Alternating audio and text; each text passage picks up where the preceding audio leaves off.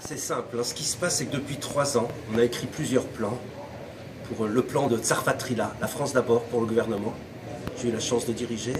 Puis on a écrit d'autres plans, à l'Agence juive, à Kalita, au collectif franco-israélien. Et finalement, on s'aperçoit que rien n'arrive. C'est-à-dire je rencontre, et chacun de nous ici rencontre les différents politiques israéliens, les ministres, les premiers ministres. Et tout nous dit, oui, c'est une opportunité historique, ce que m'a disait Evelkin récemment. Une opportunité historique pour l'État d'Israël. Il faut absolument ne pas rater cette opportunité d'avoir ces Français qui vont être une bénédiction pour Israël. Et pourtant, rien ne se passe. Donc, à bout d'un moment, on se dit, mais qu'est-ce qui se passe? Est-ce qu'ils sont menteurs? Est-ce qu'ils disent la vérité? Et puis on a l'impression qu'en fait, c'est que le modèle politique israélien est complètement différent du modèle français. Ici, c'est un modèle communautariste, sectorialiste, tribal. C'est-à-dire que chacun qui vient ici, M. Eli Lalouf représente le social, monsieur social. Il a des comptes à rendre pour ses sociaux. Et donc, autour de la table, quand on a tout à coup les ultra-orthodoxes qui demandent de l'argent pour les chivotes, les gens des implantations qui demandent de l'argent pour leur village, les gens pour rester dans le gouvernement, chacun, le Premier ministre, finalement, une fois qu'il a donné tous ses argents, tous ses budgets et toutes ses aides, il n'a pas vraiment de liberté pour aller s'occuper de ce qu'il y a un deuxième ou troisième intérêt, mais que comme on n'est pas présent autour de la table, et bien de toute façon on n'existe pas, on est invisible. En hébreu ça se dit shkufim. Donc on est tout simplement invisible. Donc il faut qu'on ait une présence politique. Pour ça, ça pose plusieurs problèmes.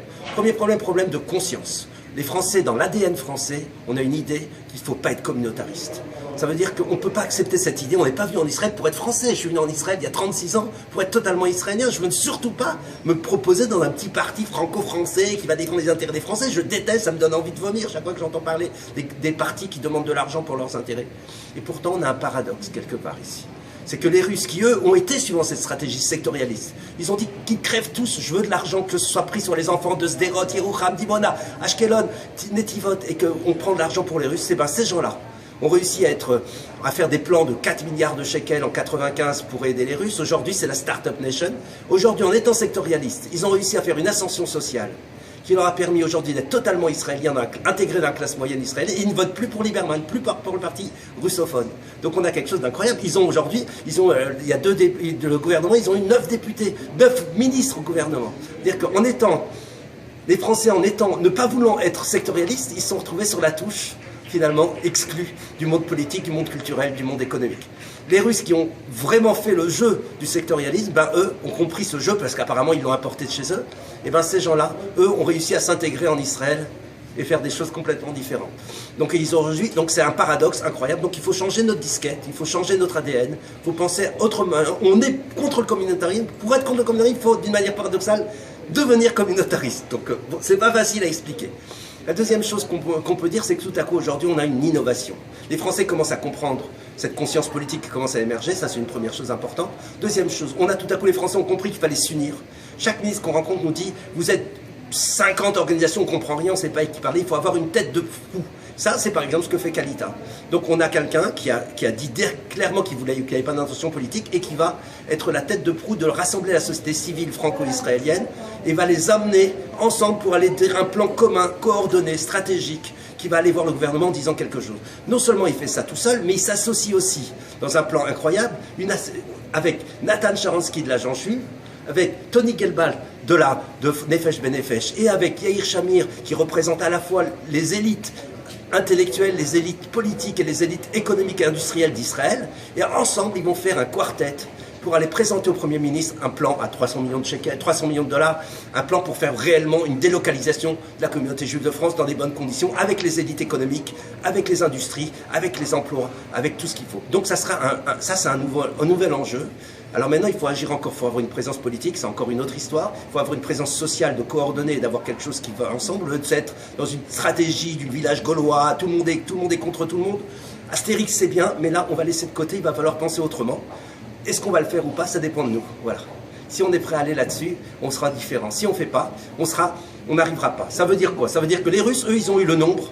Ils ont eu l'organisation politique, ils avaient une avant-garde révolutionnaire, ils avaient des têtes de fond, de proue, comme Nathan Sharansky, qui a fait 11 ans de goulag avant d'être ministre, et qui savait exactement ce que ça voulait dire être combattant. Les Américains, ils ont 2 lobbyistes à plein temps. Ils ont un Chaver Knesset, un membre de la Knesset qui est dévoué, Michael Oren, et ces gens-là, eux, ils ont réussi à toucher 195 millions de shekels pour l'encouragement à l'Aliyah, alors que les Français ont touché dans le même temps 170 000 shekels. Et les Éthiopiens, ils ont leur façon à eux, la violence, mais on voit aucun Français qui va aller casser du flic israélien pour faire avancer ses intérêts. Donc on ne peut pas utiliser aucune des trois méthodes. Il faut trouver notre méthode à nous, qui correspond à notre ADN, correspond à notre culture. Il va falloir qu'on s'organise, il faut repenser le modèle. Notre modèle ne marche pas, il faut le remettre à zéro et repenser qu'est-ce qui ne va pas, pourquoi on n'y est pas arrivé. On a une opportunité historique, énormément de gens veulent venir ici dans des bonnes conditions. On n'a aucune raison d'avoir de la souffrance. En Israël, on va avoir besoin, d'après l'OCDE, un rapport de septembre dernier, octobre dernier, de 100 000 techniciens, ingénieurs, 15 000 médecins, 9 000 infirmières, et tout cela on les a en France qui veulent venir ici, si seulement on les laisse passer. Et si on ne les importe pas, on va devoir aller chercher des Indiens, des Chinois, et Israël sera pas forcément dans les mêmes conditions, mais on aura besoin pour la croissance économique. On a une opportunité historique, d'un côté un marché israélien en pleine demande, qui demande des gens compétents, de l'autre côté des Français qui aimeraient bien venir, mais seulement s'ils ont un contrat de travail en main. Il faut penser en amont un projet, et ça c'est possible de le faire, il s'agit simplement de s'organiser. Personne ne viendra nous aider, les Israéliens ne nous attendront pas. Les groupes corporatistes, les ordres des médecins, les ordres des dentistes, les ordres des avocats sont contre cette venue, ils sont anti-immigrationnistes par nature, comme partout dans le monde. Personne n'aime les nouveaux venus qui dérangent. Les compagnies de téléphone sont contre les Golan Telecom. Les compagnies de médias sont contre I24 parce que leur fait de la concurrence. Moi-même, en tant que chercheur d'islam, si tout à coup je voyais un Éric Lézère ou des gens brillants qui viennent tout à coup ici, je ferais tout pour l'empêcher de passer. Mais c'est mon intérêt personnel. C'est pas l'intérêt collectif. C'est pas la volonté générale, comme dirait Rousseau. Donc il faut aller contre. On a une faille du marché. Il faut aller contre les intérêts individuels. Et ça, le marché israélien ne le comprend que si on parle le langage du politique. Soit on est politique, soit on n'existe pas.